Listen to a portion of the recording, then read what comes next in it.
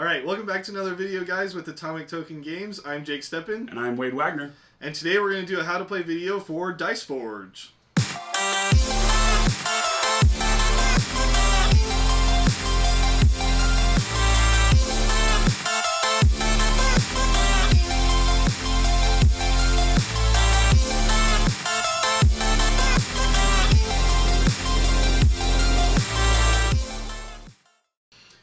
Okay, before we get started, you know what time it is. Hit that like button, subscribe, check out our social medias on TikTok and Instagram. We're really trying to get our Patreon to take off. We're going to have merch coming up soon. Jake's been doing a lot of work for that. Well, I've been in the studio editing. And when I say studio, I mean a room in my basement. Maybe I shouldn't add that part. Anyways, make sure to check out our Patreon. We're going to have more merch stuff coming up there. Jake's been working on really hard on that. And we'll have some Discord. Once we get people into our exclusive Discord, we're going to have some live chats. We're going to have a bunch of live events. Yep. I think we're excited to do some things like that, live gameplay sessions or whatever. Maybe even invite people over to play. I don't know, man. How does that work? I don't know, legally, whatever. Anyway, so yeah, just check that out. It really helps us out. We're stoked to be doing this, and we want to keep doing it. So thanks. Also, in other news, we've got some exciting things going on. When we get to 500 YouTube subscribers, we're going to do a giveaway. We got some cool swag from our games conference here in Utah, and one of the things we got was Quests of Valeria, so we wanted to pay it forward and share the wealth. We got a free copy of this, and it's shrink wrap, and so we're going to give it away to some lucky person live on YouTube once we get 500 subscribers. More details will come out on that if you check out our social media. We're going to hopefully give away to people who subscribe on YouTube, and if you go to our Patreon, we'll give you some extra entries into this as well. Check our Instagram and our TikTok for more details about that. Alrighty, so Dice Forge is a competitive game for 2 to 4 players. And in Dice Forge, you take the role of a hero seeking to claim a spot among the gods. They're testing you so that you can become a demigod yourself.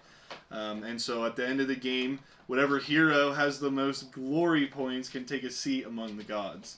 To do that in this game, in Dice Forge, you're given 2 dice with interchangeable faces, and your role throughout the game is to roll these dice and earn glory points. So Dice Forge is played over 9 rounds in a 2 or 4 player game, and over 10 rounds in a 3-player game. And at the end of the game, the player with the most glory points is the winner. They're the one that gets to claim their seat as a demigod among the gods. Okay, so for the first part of setup here, we're going to set up the different dice faces. So it comes in this really cool sleeve, which is called the temple. So what you'll want to do is you want to take off the sleeve and make sure that all of the dice faces are in the same spots as what are shown on the sleeve. So you'll see here we have the exact same setup, all the same dice faces as what's in the sleeve. In a 3 or 4 player game, this is all you'll need to do.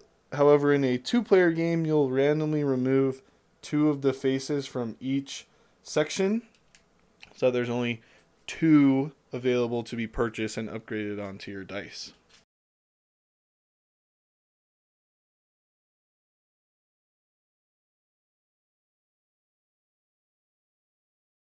Some of the slots on the board have multiple heroic feat cards that have the matching cost to them. For each game, you'll only choose one of the matching cards to play with. You'll set the other set of cards back into the box. And the game has a recommended set of cards to play with on your first time through. Those cards are denoted by a little blue dot here in the bottom corner on the back of the card.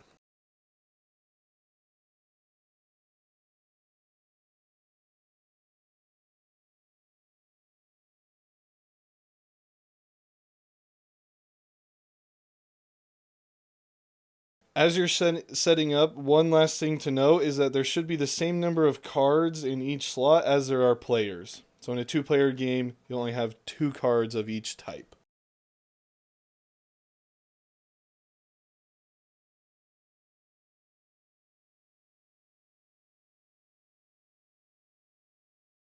Once you have all the cards set up, the very last step to set up the island board is to place the round marker token on the round 1 spot.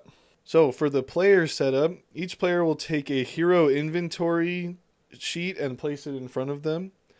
Then you'll take 5 of the colored tokens of the same color, and you'll place each one in the 0 spot on the left side for each of the resources. The last step is to take your 2 player dice. So you'll have a light colored one and a dark colored one. The light colored one will have a red 1 face, and all of the other faces will be gold 1 faces. The dark colored one will have a blue 1 face and a green 2 face. Everything else will be gold 1 on that dark colored dice.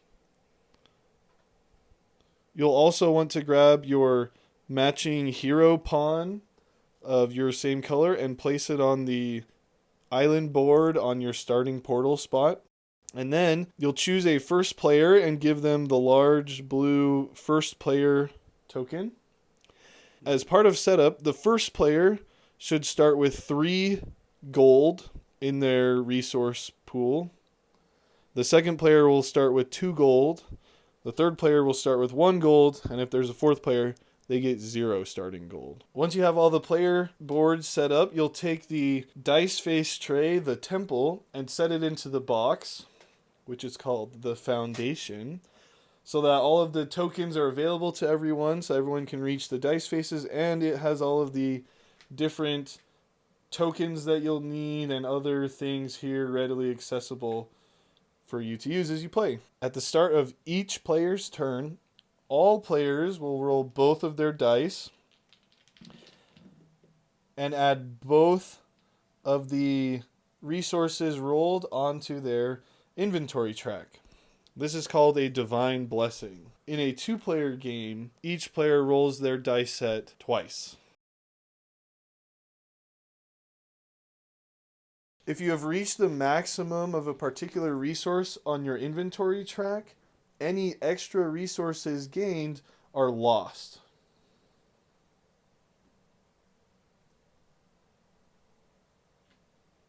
After rolling the dice, the active player will activate the abilities on any reinforcement cards that they have acquired. These are the cards that have the gear symbol on the back. This card allows us to add 1 of any resource to our inventory. So in this case, I will choose a 1 blue moon shard to add to my inventory. After activating any reinforcement cards, the active player can then make an action. There are 2 types of actions. The first type is to make an offering. So when making an offering, the active player pays gold to purchase 1 or more dice faces from the temple inventory.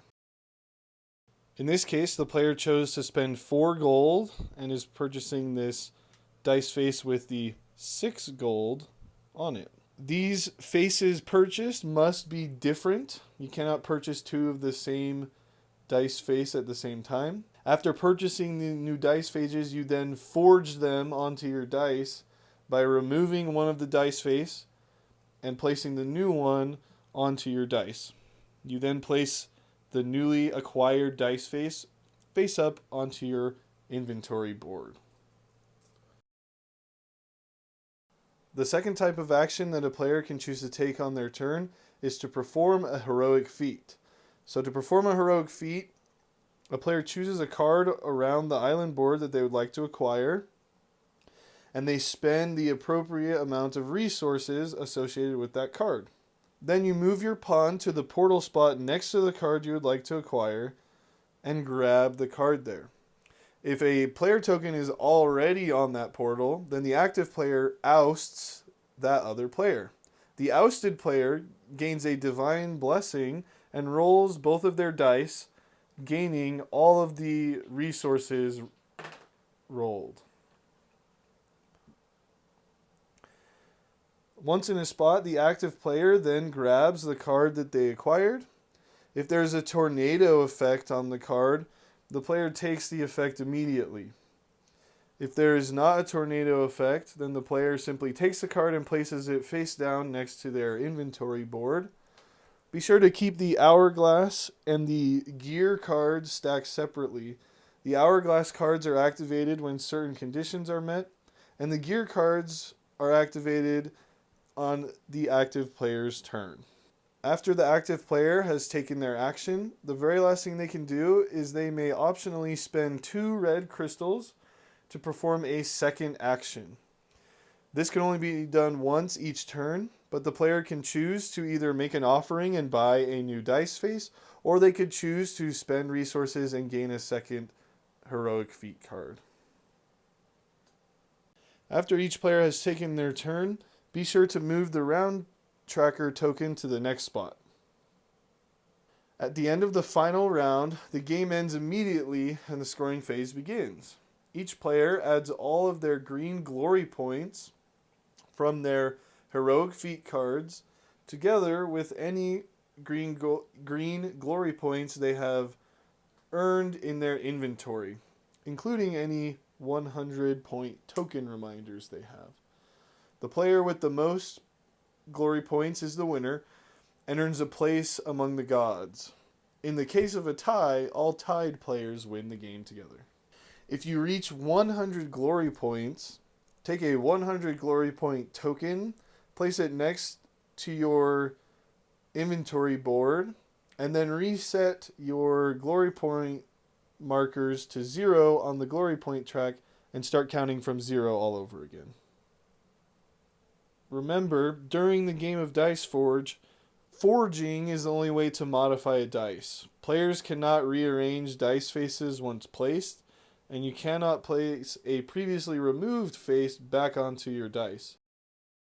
The cool thing here to remember is that each player can choose to place their newly acquired faces anywhere on either of their dice. So be careful when you choose where to put your dice faces.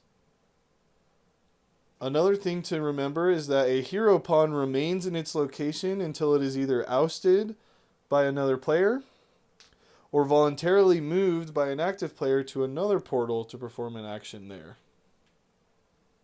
For most of the heroic feat cards, there's a simple explanation of the symbols on them that you can find in the Hero Aid book. Here we're going to show you a few of the more complicated examples and explain them. First up is the Blacksmith Hammer card. When you gain this card, you place it on top of your inventory board with the track side face up. You'll take a hammer token from the foundation and place it at the starting spot with the 1 side up. From now on during the game, whenever you gain gold, instead of adding it to your inventory, you can move the hammer along the track the same number of spaces as gold you would have gained. The first time you complete this track and move the hammer all the way to the end, you gain 10 glory points immediately into your inventory. You'll flip the hammer token over to the second side and place it back at the beginning of the track. You can complete the track a second time in the same way. Once you have finished the track a second time, you earn 15 glory points immediately, and you remove the card and set it aside with your other heroic feat cards. If you have multiple hammer cards at a time, you'll place any extras under your first Blacksmith Hammer card, and you will only do them once you have completed your first one. The Blacksmith Chest card has an immediate effect to grab a chest tile and add it to your inventory board. This increases the amount of resources that you can hold. You may have multiple chest tiles. The Helmet of Invisibility card has the immediate effect of gaining and forging a ×3 dice face onto one of your dice. When rolled, the ×3 dice face multiplies the result of your other dice by 3. In this case, the player would gain 3 gold. If you roll 2 ×3 dice faces, you get no rewards. If you gain a minor blessing, where you roll only 1 dice and roll your ×3 dice face, it does nothing by itself. The Celestial Ship card has the immediate effect of forging a Celestial Ship face onto one of your dice. When the Celestial Ship face is rolled, the player may immediately purchase and forge a dice face from the Temple Sanctuary by spending 2 less gold than what is listed on the board. If a player rolls a ×3 multiplier and a Celestial Ship face at the same time, they may buy 1 dice face from the Sanctuary for 6 less gold. The Mirror of the Abyss card allows a player to immediately forge a mirror face onto their dice. When rolled, the mirror face allows the player to copy the effect of another opponent's dice. This is why it's important to leave your most recently rolled dice face up on your inventory board so that other players may view what you have rolled. If you roll a ×3 multiplier with the mirror card, you choose which face to copy and then multiply the results by 3. For the Tenacious Boar card, the player who gains the card places the card next to their inventory face down and gives the corresponding and matching color dice face to an opponent. The opponent then immediately forges this dice face onto their dice. Whenever that player rolls their boar face and gains the effect shown on it, you, as the card holder, gain the effects listed on your boar card. If the boar face is copied with a mirror face, then you as a card holder still gain the effects of your card. If the boar dice face gets multiplied by the ×3 dice face, you as the card holder also get 3 times the rewards from your card. For the Guardian Shield card, you immediately gain the bonus of forging a Guardian Shield face onto your dice. You get to choose any of the Guardian Shield faces from the Sanctuary. When a player rolls the Guardian Shield face, they gain the basic reward listed on the left side of the face, unless their other dice has a reward of the same resource type. If that is the case, then the player instead gains the 5 glory points shown on the right side of this face. A player can never receive both rewards from a single roll. If this is the only dice you roll from a minor blessing, then you automatically gain the left reward. Alright, so that's it for Dice Forge, guys. We hope this helped you figure it out. Before you leave, down in the comments, leave a comment about what game you want us to do next. If you have a game you really want us to review or to do a how to play. And don't forget to hit that like button and subscribe. And keep an eye out. Once we hit 500 subscribers, we're going to do our giveaway. So be ready for that, guys. Make sure you're up in all of our social media and everything.